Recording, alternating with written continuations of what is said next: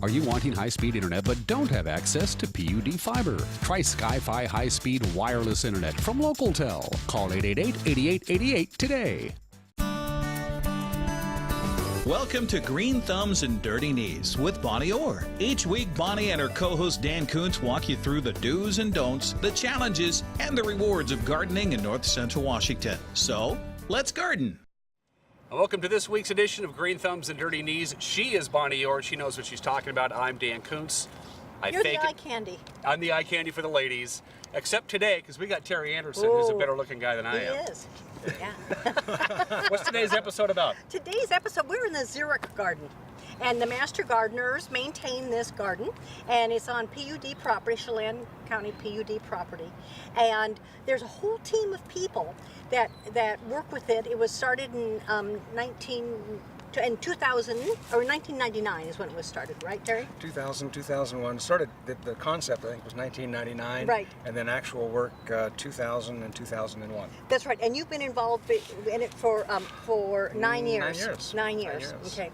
So anyway, it is absolutely fabulous because everything is in bloom this week. And what we want people to do, because this is an incredibly popular trail, is to stop and smell the roses, if you pardon the Mac Davis song, because people come by here and they look at it and they're on their way, they're jogging and they're rollerblading or whatever, but this is a beautiful section of park and they need to stop and look at it. And the neat thing is that it is prime plants that thrive in our area. So you can see how to make your yard beautiful also, if you choose to do that. And they're all labeled. And also there is a handout.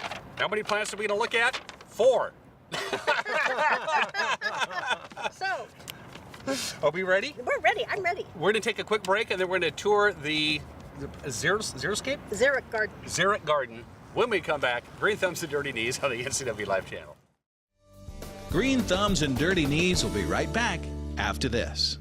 For all the latest news in North Central Washington, go to ncwlife.com or find us on Facebook. Got a news tip? Email us at news@ncwlife.com or call 888-2020.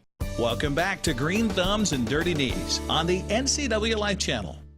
So Bonnie, we picked the wrong show to film in black and white. Oh, I know. What were we thinking? Oh my goodness, the color is so fabulous here. I just can't believe it. We're going to work our way, Terry Anderson, Bonnie Orr, Dan Kuntz, we're at the very northern tip of the garden, and we're going to work our way south. So for those of you who watch the show and go, I have to go see this for myself, this is where you start. We're at the very northern part. We're going to work our way south. Where are we and what are we doing? Well, what is really amazing is every single plant that could bloom. Right now we have like 30 plus varieties that are blooming. Incredible. And there's a total of about 75 different varieties in here. Right now 30 of them are blooming, and of that 75, 59 are insect, or I should say beneficial insect and pollinator friendly. This daisy in front of us is loaded. It's just hopping with bees. You can't see them, but they're there, trust me. Yeah, well, don't inhale too deeply. Yeah, I'll try not to. And we need to point this out right off the top. This whole garden is designed so pretty much from late March, early April, almost through September, there's something... No, through November, Through November, right? there's something always going on here. Yes. Yeah. Yep. And that's critical. Until we get that hard freeze. Right. And we have spring bulbs starting actually in late February. So did you, this year, with the freeze, did you lose the Salvia Garantia, the blue and black and blue Salvia? We lost several plants this year because of the cold temperature. It was going, we had warm, and then all of a sudden in December it dropped like a rock. That hurt a lot of plants. That plus the very wet winter we had and long snow covered. We lost Gara, we lost some Salvia, we lost lavender, we lost probably about 10 different plants. And just because it was so cold so long. This is xeric, which means little amount of water. We were inundated with water, and it was all because of wet feet. They rotted at the base. Well, see, the other thing is they have do they have really deep roots or do they have shallow roots? Depending. Some have, like these guys are more of a shallow root. This fellow right here, the Apache plume, has a very large taproot going down. And so it's a variety, but the ones that, like the Gara, has a very long taproot, and they were actually rotten probably about that far down below. Wow. Just that. It was sad. A long, cold winter, and then a cold, wet spring, too. Probably Yes. didn't help, right? Everything is about 3 weeks behind as far as the bloom period from what we had last year. But that could be a good thing, because last year's spring was borderline hot, wasn't it? Yeah. Yes, Well, yes. see, one of the things I think is wonderful is that this garden looks better every single year. So it got started in 1999, the idea did, and then David Solomon from High Desert, help me, High Country Gardens.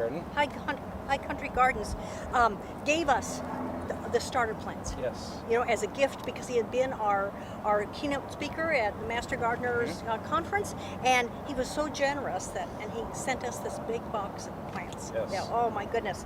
But if he could see it now, I mean, it's just perfect. It's all filled in. It's filled in. It does require maintaining as far as some of these plants, like this daisy was, when we planted that, it was probably a clump about so big. And that was only 3 years ago. So you can see they spread. And so in order to maintain it, we do control.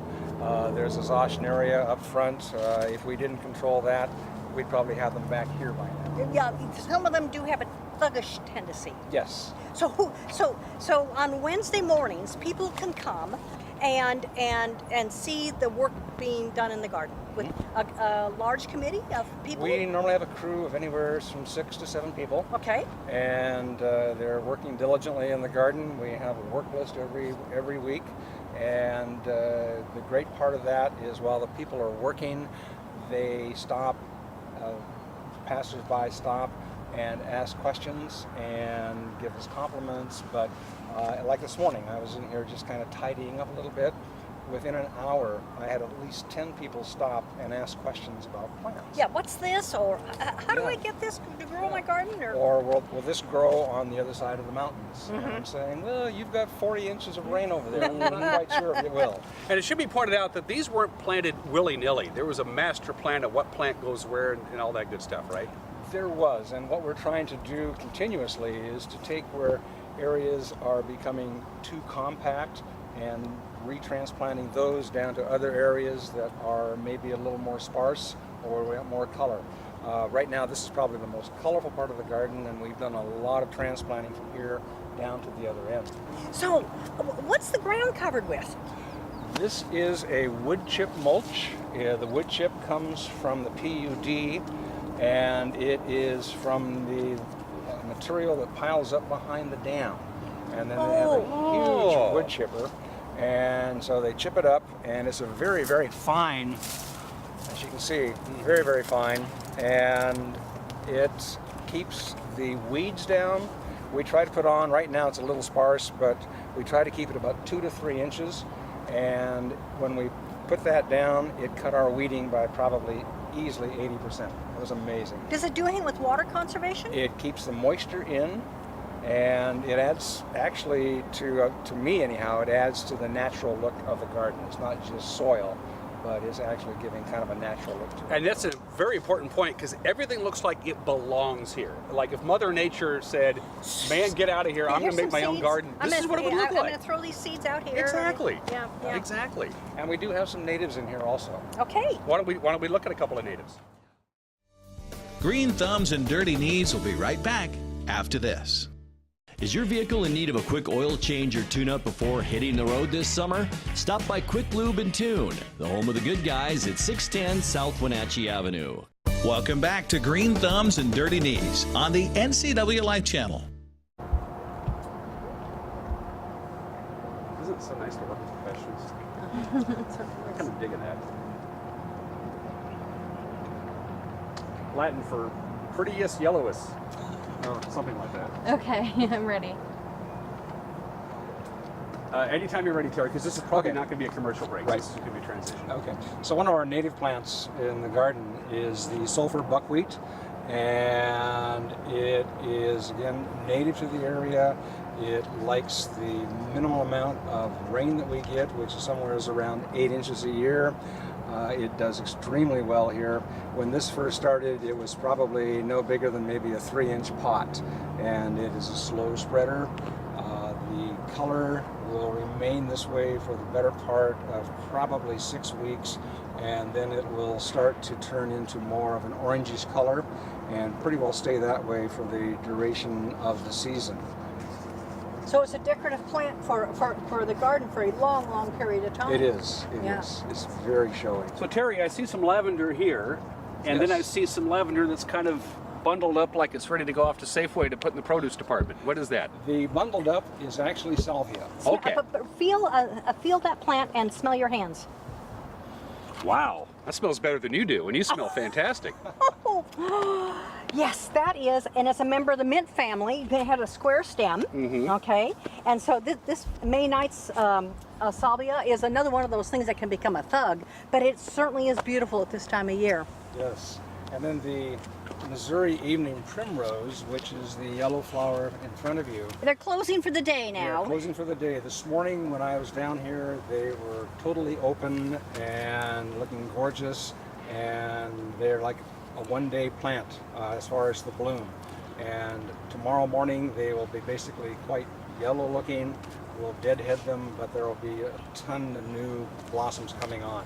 And what's really wonderful, there are pollinators over this, but each one of them has a drop of water that is in there, isn't? Yes. And so that they can get a drink of nectar and water in a very dry climate.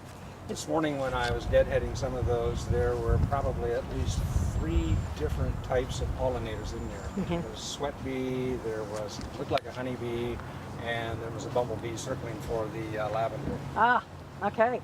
And now, so tell us about the grasses down here. These are native, correct? No, They're not native. Okay. These are known as ornamental grasses. They are a bunch grass, and they are one of the most low maintenance plants we have in here. All they do is they come up in the summertime or the spring. They are looking like they do right now, and in the fall we'll start to get plumes on them, and then we'll leave them that way for the entire winter because it adds structure. There's also seeds for the birds, and then in late winter, early spring, we will cut them down to within about 6 inches of the ground, and they'll do it all over again. They're not invasive, they just stay pretty well clumped. And it seems to be the perfect location to begin the northern part of the garden, because it starts out very narrow and then gradually gets wider. That's a nice way to frame it. It is. Yeah. And they add so much to the garden in the wintertime too. Green Thumbs and Dirty Knees will be right back after this. Get the fastest internet available in North Central Washington by switching to LocalTel and get speeds up to 1,000 meg. Call 888-8888 today or go online to localtel.net. Welcome back to Green Thumbs and Dirty Knees on the NCW Life Channel. I can't believe how many colors of yellow there are in this garden. It's almost a dominant color. That's one of the reasons that we have really strived to get other plants in here, but yellow seems to be a dominant color. We've got the threadleaf coreopsis, and from there we go to a Rebecca. And that's called a coneflower, isn't it? It is a coneflower. Okay, and then?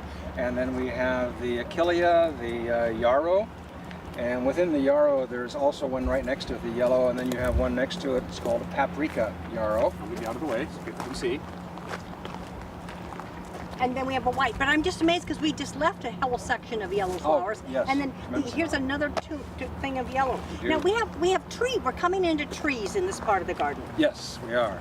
And to our left is a maple tree that is suffering. Oh, it looks dead at the top. It is, and we've cut off a lot of dead branches. What has been happening is it's called sun scald, and so this tree wants to be under a bunch of tall trees, so an understory tree. And unfortunately, it's not. It's sitting out here in full sun, and so it actually is getting baked. The classic wrong tree in the wrong place. Wrong tree, wrong place. And so look at here. The bark is just literally peeling off it. It is. Yeah. And yet you've kept it here for a reason. Intentionally to let people know what putting the wrong tree in the wrong place will do. We have a little sign on the front of it explaining, and also gives our website to get into at WSU, to explain why this is doing it and what you should not do. And You mean like more water? no, water won't have any. No, I'm teasing. Most people, when the plant starts to die, they want to give it more water. Oh, right? exactly. Yeah, Yes. yeah. So no water would not help that. We have lost of the maples. This is probably the 5th one. We'll lose this probably within another 2 years, but we've lost already 4 others that we've had to take out. Now here's a happy one behind us. It is happy. A happy maple. And yet it's fully in the sun. It should be getting baked. It should be in the same shape as the one that's not doing so good. But if you and look yet on it isn't. if you look on the front side, it is happening there also. Okay. So it's But just that one not also has a tree on the other side of the sidewalk, So it's getting a little bit more getting shade. some shade. getting some shade, and also probably some wind protection. I think so, yes.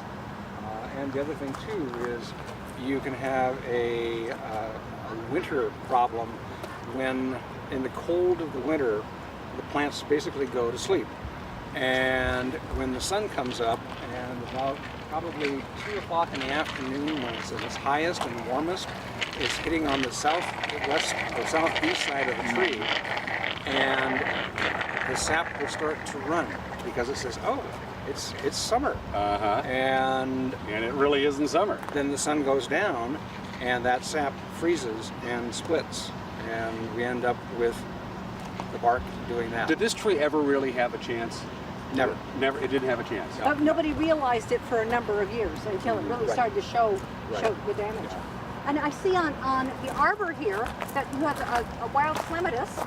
We do. This is another native It's a native plant. plant, Obviously, it's a climber. and Well, this has been made to climb. Has it? this They twisted this with arm. Well, it is being secured by Yeah. a few things here and there. this one will reach, if we were to let it, at least in the wild, it will get up to 60 foot long. Because it climbs into trees. Climb in the trees, and it is it's beautiful. It's got a very lovely little white flower on it, and then it kind of goes into a plume from that. Will it eventually choke a tree off if it calls a tree its home? Will it eventually dominate it and kill the tree, or will it just hang around like a neighbor? Don't believe it will. Okay. And I'll tell you Because I know why. those plants exist. Yes, they but- do. Oh, yes. Yeah. But because this is a deciduous plant, it loses all of its leaves, and so it loses its weight. So it's not like a plant that it would hold water or hold ice or something, and it would break branches, or like a strangler. Terry, you mentioned earlier that a lot of these flowers here are a huge attractor of pollinators of all different kinds. Yes. What about wildlife? What about birds? Do they hang around here a lot? I mean, it's We have a lot of birds. Okay. The maple tree just over behind the one that's dying. There was a nest there a 4 years ago, and the nest was right next to the sidewalk, and it was a robin, and there were 4 eggs, and we were able to actually watch them hatch and grow up, and all 4 survived, and all 4 took flight. Oh, wonderful! It's really Oh, neat. wonderful. Okay, so we are standing in the most perfumed place. oh, it's an aroma party right It now. is against. Oh, there's 3 things that are aromatic. There's honeysuckle all along the entire fence. For you folks at home, just scratch on your flat screen Yeah, TV. that's right, and take it- yeah, scratch and sniff TV. Anyway, Bonnie, go right ahead. Okay, so that's the yellowy white flower in the sunshine back there. And then this little plant right here is the state flower of Idaho. And it's mock orange. Okay, a syringa is what some people call it for a common name. As Philadelphia says, and it is a very fragrant thing. But this tree, which is just buzzing with insects, Oh yeah. is a little leaf linden. And look at that huge bumblebee that's coming our way. Oh, cool. wow. Come pay us a visit. Anyway, this is, you can see why they are. Now, I am a fan of this tree because you can make a tea out of the blossoms. And the tea tastes just like the blossoms. Here, my friend, Oh, thank you, Bonnie. have a taste. Yes. Do I just eat the whole thing? Or? The whole thing. Wow. It smells wonderful. Here, I'll That do it tastes too. good. That tastes you- really good. So you aren't worried about No, dying. no, I feel great. No, that's very flavorful. It And is. sweet. Very sweet. I'm not going to swallow mine now. Oh, I swallowed mine. Anyway, So you can make a tea out of the blossoms, but you have a different opinion about this tree. You see, everybody who gardens has a different opinion about things. What do you think? It is very aromatic right now. It's lovely, and it's a great pollinator attractor. However, it is also, in my mind, one of the dirtiest trees I've ever seen. Messy. Messy. Leaves, twigs, that kind of stuff? Yes.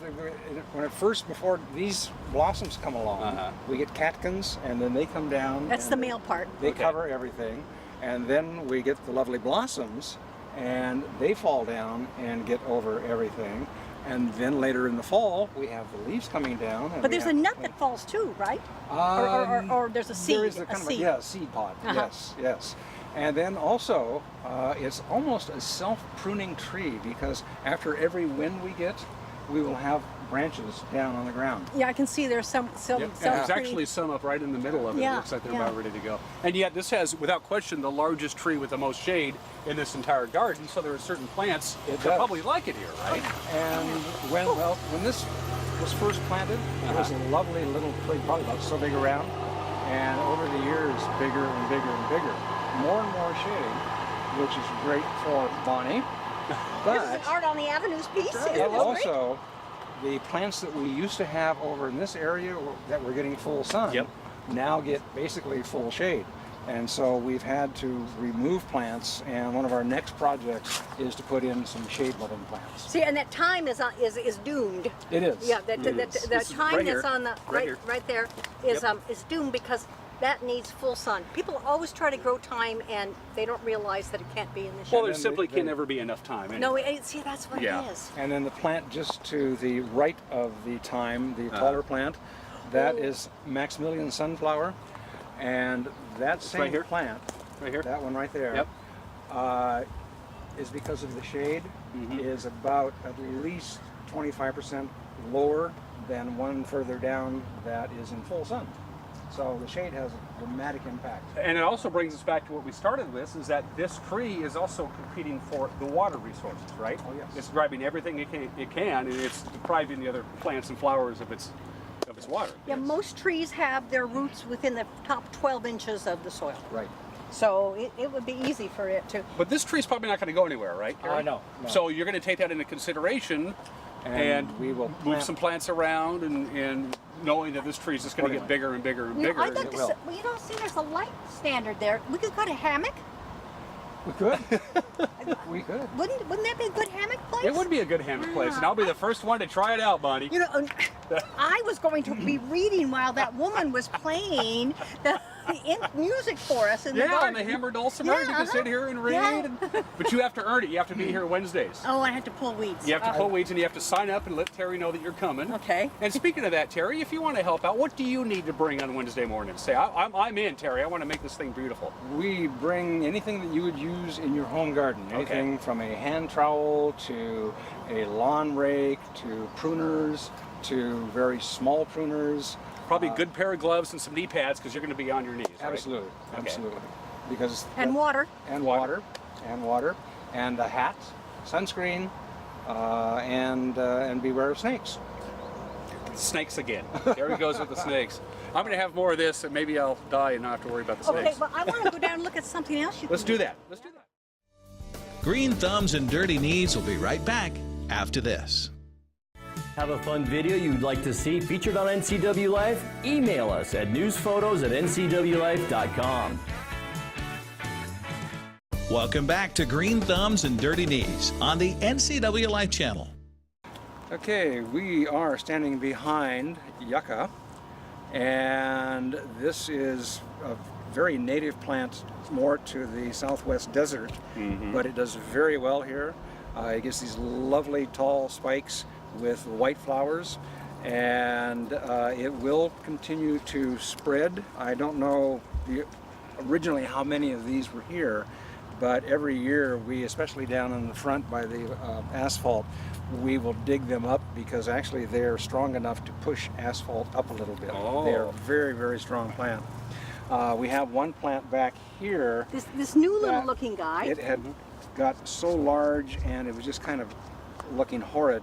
So we took a Sawzall, cut it right down to the ground. You can see where the actual trunk used to be. It was pretty sizable, wasn't it? Yes. and new shoots have come right back up, and it is one tough plant. It's really tough to kill. Terry, earlier in the year we did an episode on soil. Talk about the actual soil. What was here? Was there a lot of treatment going on? Did you guys test it and say we need to add this or take some of this out to really make the soil along this garden take off and go, or is it just pretty much what was here? Probably defer that more to Bonnie because she What do you was think, very Bonnie? knowledgeable of that. I think what we did is made sure that it had good drainage. That was It's mostly clay. That was the clay. Well, it's problem. very close to the water. Well, yeah, So- but it was the problem because of the clay, and so we sort of started with what we had and then have amended it. Okay. we have the wood chip mulch actually deteriorates and becomes part of the soil, and but there's two zones in this garden. There's a north zone and a south zone. The north zone, the soil is very good. The south zone is hard as a rock. But that sounds like the southern United States, the way they wore the soil up, right? Yes, Hey, would you like to try something Oh, tasty? thank you. that's Is right. the whole thing again? Apparently the whole thing again. They are. You did it again, Bonnie. There. Oh, this is tasteful. What wine does that go with? Ace of White. So these are going to gradually, I mean, these are obviously early in their cycle, right? Yes, this will probably be about another 3 weeks from now. They Okay. will be totally open. And then you leave the stalks We'll leave the for spikes. the winter. Yes. There's a spider web right here. Yeah. Good, Yeah. bad, indifferent? Indifferent. Okay. It's just kind of hanging here. Oh, actually, all spiders are good. Yes, Yeah. they are. I see it. Well, I'm not going to eat a spider, I'll tell you that much. Oh, I was just getting that one. I just saw an interloper. It is. It's disguised. St. John's wort, right? I believe it is. Yeah. And so sometimes, how does a weed there's none of them around here? Where do you think it comes from? Could be from a bird, or depending upon the seed, if it is something that is windborne, it could have blown in. Looks like there's, what, 2 or 3 here? Yeah, and Yes. see, and the thing is, it can nestle in there. And look at what's next to it. Now, this has nothing to do with your weeding. See, look what else is hiding in there. There's a little dandelion. So Yes. what you do is you create an environment which encourages seeds and encourages things to thrive, and Yes. ta-da! That's what you get. One of our least favorite weeds in here is vetch. Do we have any And- veg? Well, no, they get rid of them. Yes. They don't like them. We do not like them. And Yeah. the reason we don't like it is because it's like a little bean pod about so big, and as it ripens, it turns black, and then as it dries, it actually twists and it explodes the seeds out in a tremendous pattern. And I swear they have 100% germination. That begs an interesting question, Terry. This was again about 17 years old. This area right here. What was here 18 years ago, where I'm standing? I don't know. Bonnie, Bad turf. just bad and turf. weeds. Okay. So anybody. It was an area that hadn't been developed yet. That's Right. why I think that's why. So enough elbow grease, hard work, and the right kind of plant, and you can have this in your backyard or front yard. Yeah, Yes, exactly. It's just a matter of. That's exactly it. And you don't have to have a staff of 7 to do it. And it, as Terry has said, the plants take off and grow very rapidly. So you don't have to wait for 10 years or 15 years to have it look like this. Something we promote actually is to remove your lawn, which is a huge sponge for water. And pesticides and fertilizer pesticides and labor intensive and so on. And do yeah. something like this. And tear it out and put in something like this. Think how much time you would have to golf if you didn't have to mow the lawn. Yeah. Oh, now you're talking. And if you do it right, it's probably even less maintenance. You're not firing up a emission burning hunk of Steel. carbon monoxide Yeah. spilling into the air. And all you gotta do is come out here with your Walkman on and a nice Saturday morning and pull weeds. And this But is there's not hardly any weeds to pull. That is the magic part. yeah, very few. This is roughly 6,000 square foot, which is roughly a small lot in somebody's neighborhood. But out of that, we probably spend on an average from the first time we get into the garden until we stop in November, an average of about 5 hours a week. That's all we put in here.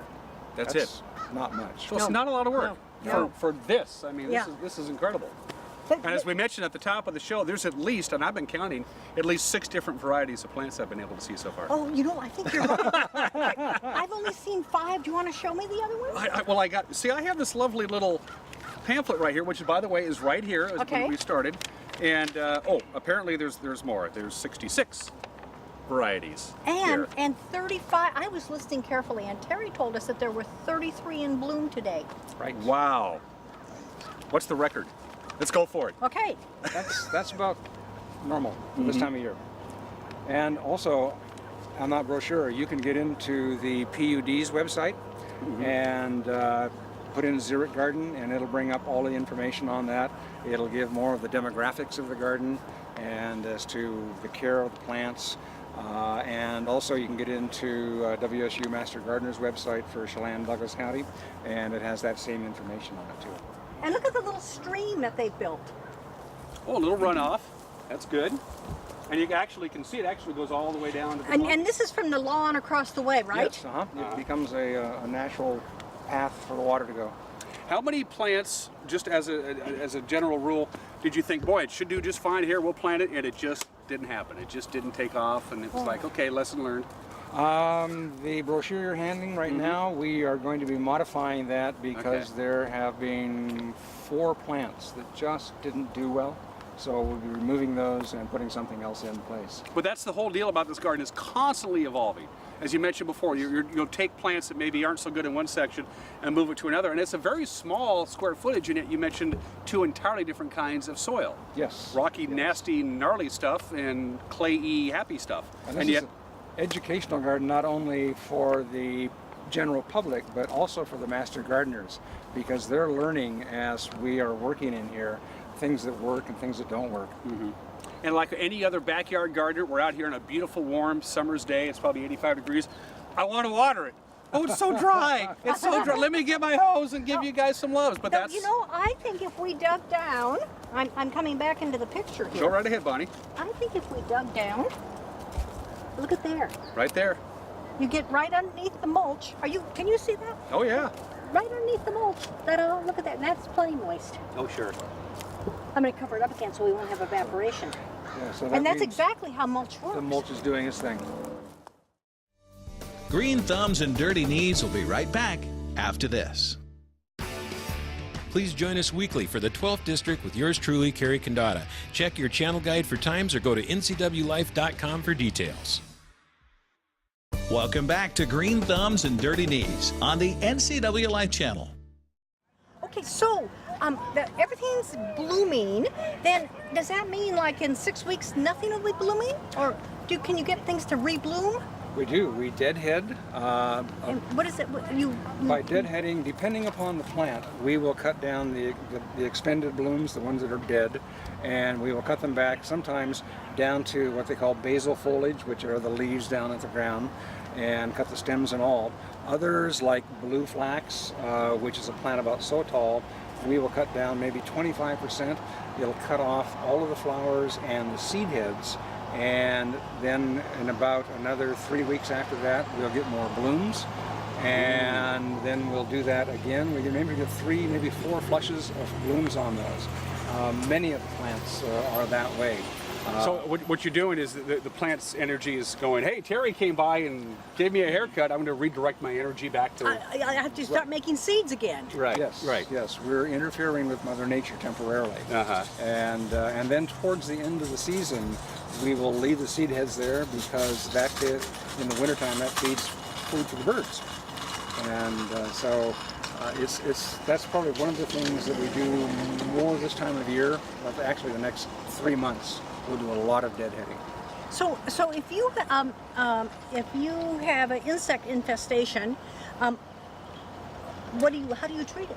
We don't have insect infestations. We have good bugs and bad bugs. Okay. The bad bugs are the ones that will chew things up and make it look horrid, and we have good bugs that eat the bad bugs. And we have a good balance of both. And we use no insecticides whatsoever in here, not an ounce. And yet we don't have any damage. I would defy you almost to try and find chewed up plants.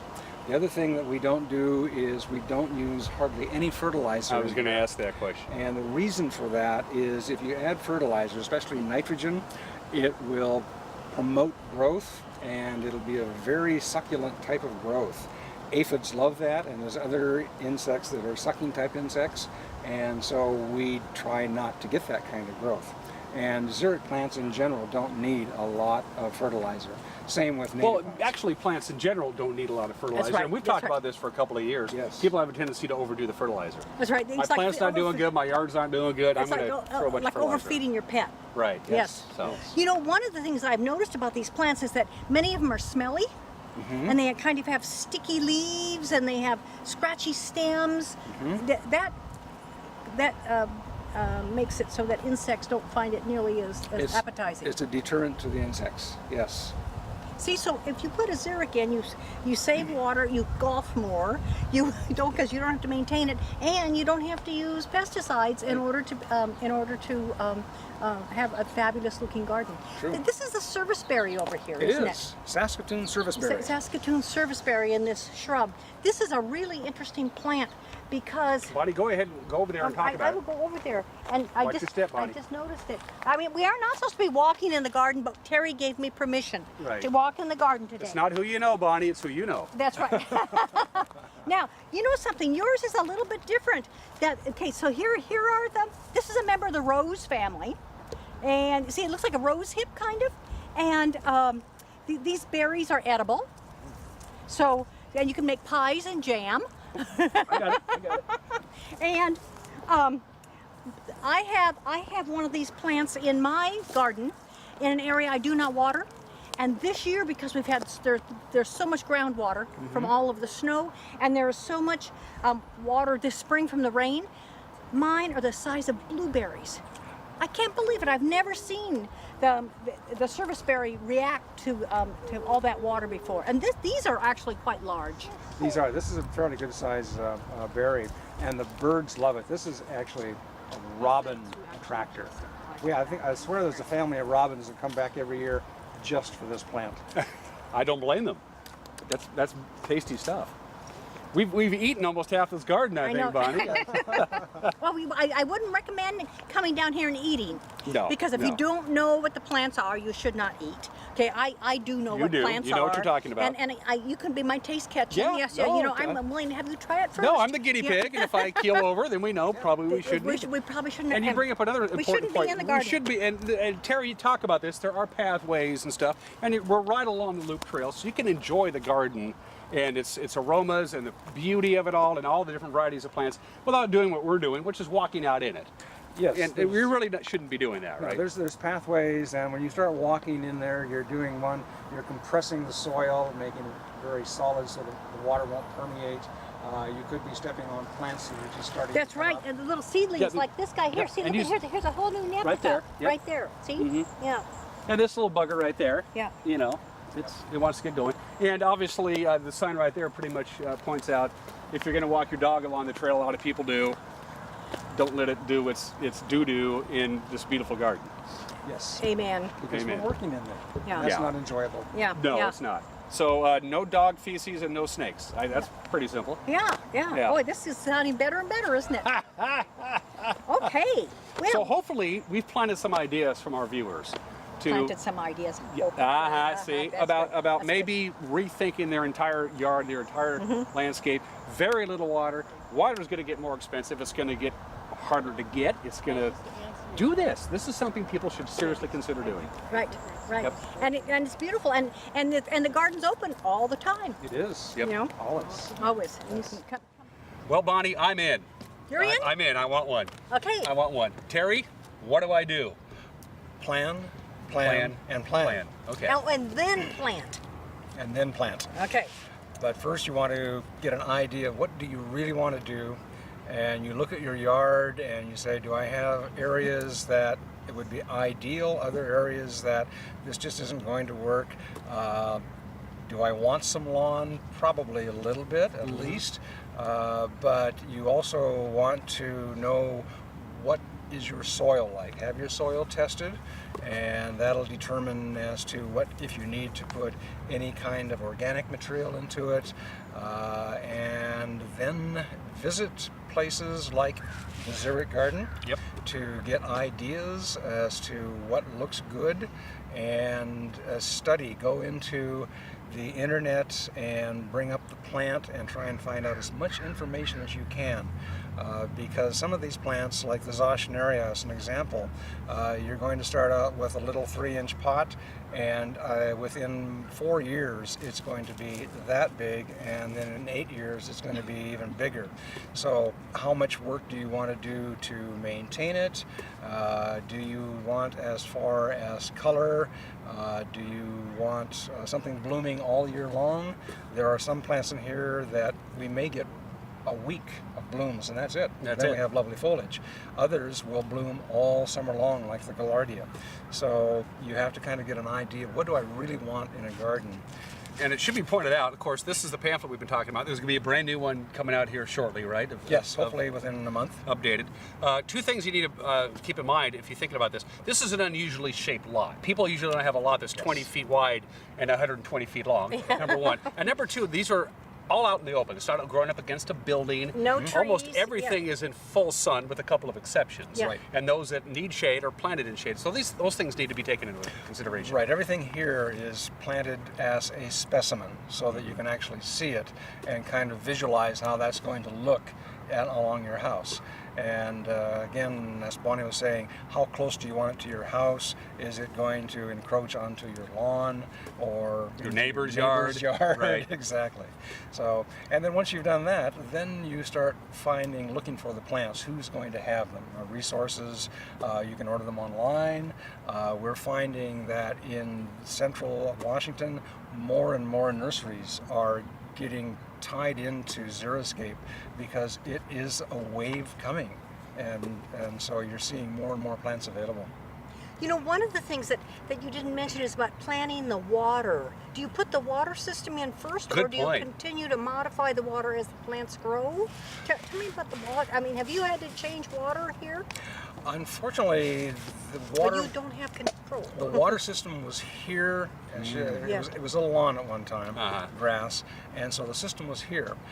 As I understand from the people that worked on it, that if they'd had their choice, they would have put in drip irrigation. But because it was like this time of year that they were putting the plants in, they didn't have time. And so they should have talked to Mike Hammer, private investigator. It wouldn't have been a problem. That's right. But see, also, that's a thing to think about too. Is okay. So I made this plan. Well, I may need another whole season to get my soil ready and to get the water system in. Yes. So it may be another year after that before I actually order plants. That's very much like the community education garden up on Springwater and Western. Is the infrastructure was put in 2 years before any plants were actually put in. And that's what you have to do. You have to, again, plan, put in your infrastructure, and then put in your plants. Well, yeah, because if you want to build an arbor, you know, I mean, if you want to have some hardscape in order to be able to have a place to sit.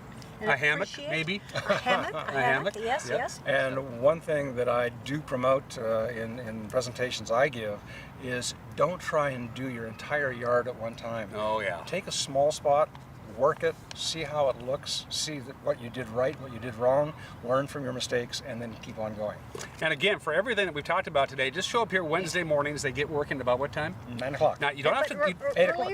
8 o'clock now. Yeah. But you don't have to work. Just ask questions, because Terry and his crew would be more than happy to answer any questions you may have about this. Love to. Yeah, who can we give a shout out? Who's working this year on the crew? Oh, we got. I'm sorry. Now Terry's going to forget names. Muriel Timbo, Sue Pettibone, Paul Bergstrom, Ray Babcock. We've got 3 or 4 new master gardeners. Good. And their names escape me. I apologize for that. We'll They know who they are. Edit that. No, we have a great crew. And a great job they're doing. Yes. Yep. Yeah. It's a beautiful, and this 1 hour show does not do this garden justice. Come down and check it out. If you've never been here before, we are right on the Loop Trail. We were between 5th 5th is that way, and the walking bridge that connects downtown Wenatchee to the trail is on the other side. And by the locomotive. Right next by the Saunders locomotive train. Yeah, Saunders locomotive, yeah. So that's where we're at. It's been a great episode, Terry. I appreciate it. Thank you for coming. I feel bad for having your car towed. I didn't know it was yours. My bad. Till next week, we'll see you on Green Thumbs and Dirty Knees.